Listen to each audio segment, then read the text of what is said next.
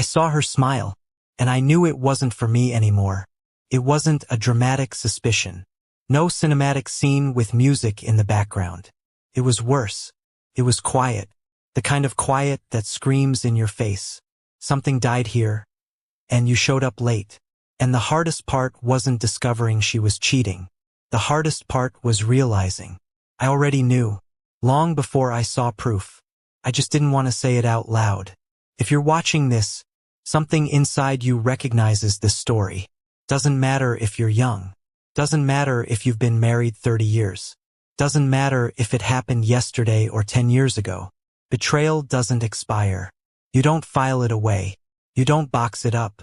You don't recover from it like a cold. Betrayal sits with you, eats with you, sleeps next to you, and sometimes it sneaks into your voice when you say, "I'm fine," but you're not. I wasn't either. Started small. It always does. Not hotels. Not stolen kisses. Not strange perfume. It starts with details no one else sees. She started laughing at her phone. Not with me. With the screen. That soft, private laugh. Like someone whispering in her ear.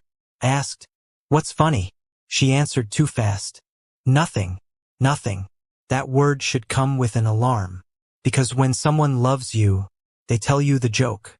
They show you the meme. They pull you into their world. But she turned the screen away. Flipped it over. Hid it.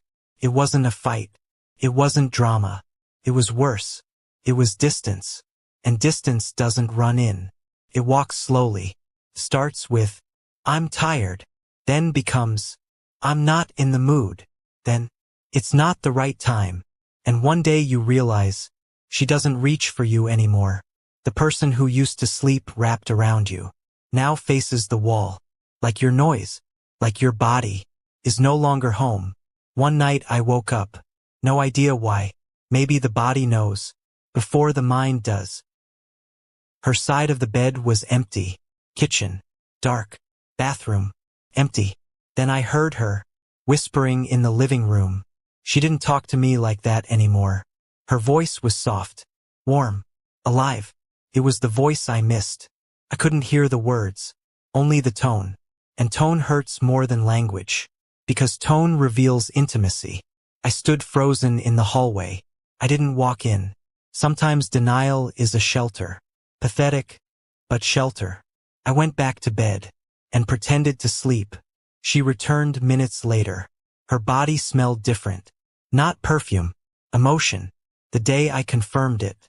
Wasn't cinematic. I didn't follow her. Didn't hire detectives. She just forgot to lock her phone. I saw it. An open message. A photo. Her. Smiling the way she hadn't smiled at me. In months. Under it. "I miss your skin." I didn't need to read more.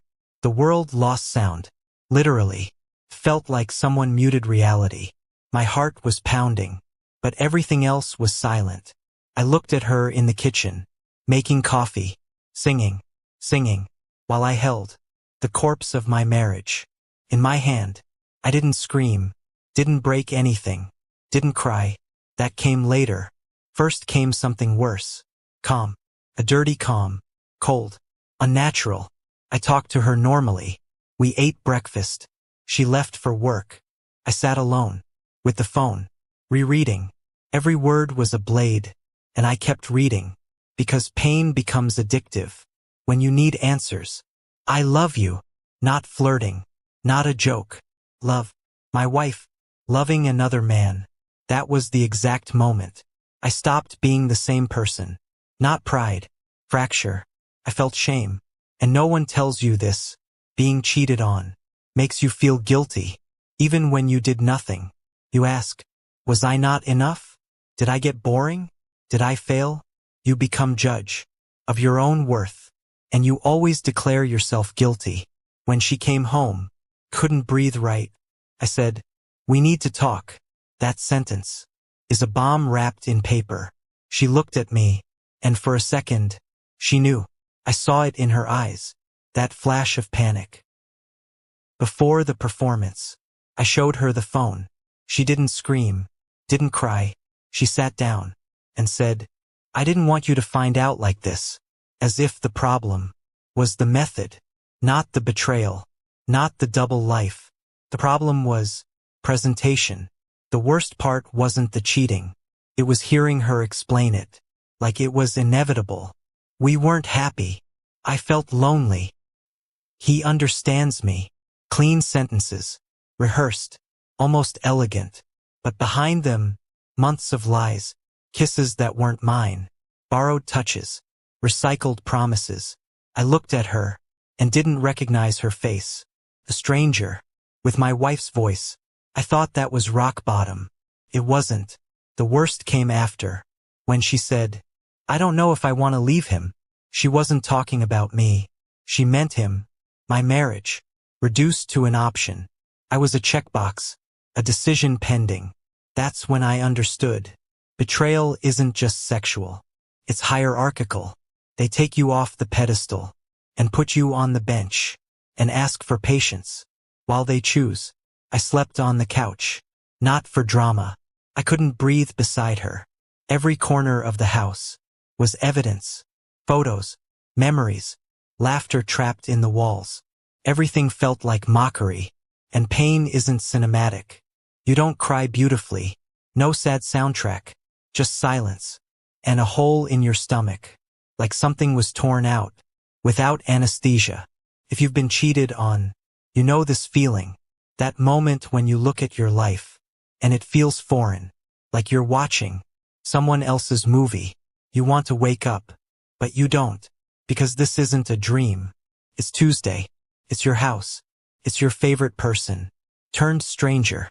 Days passed. She cried. So did I. But we weren't crying the same thing. She cried guilt. I cried loss. Different tears. Hers asked forgiveness.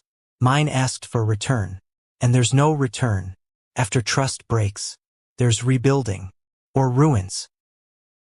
And rebuilding isn't gluing pieces. It's accepting. It will never be the same. Today I can say this without shaking. Infidelity doesn't start in bed. It starts in conversations you stop having at home. It starts when you stop seeing the person you chose.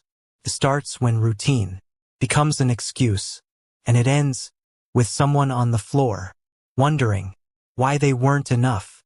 Don't cheat. Not for morality. For humanity. No one deserves to inherit the pain of your cowardice. If you love, talk. If it hurts, face it. If it's over, end it. But don't destroy someone in slow motion while smiling. Betrayal doesn't just break couples. It breaks how a person trusts the world again.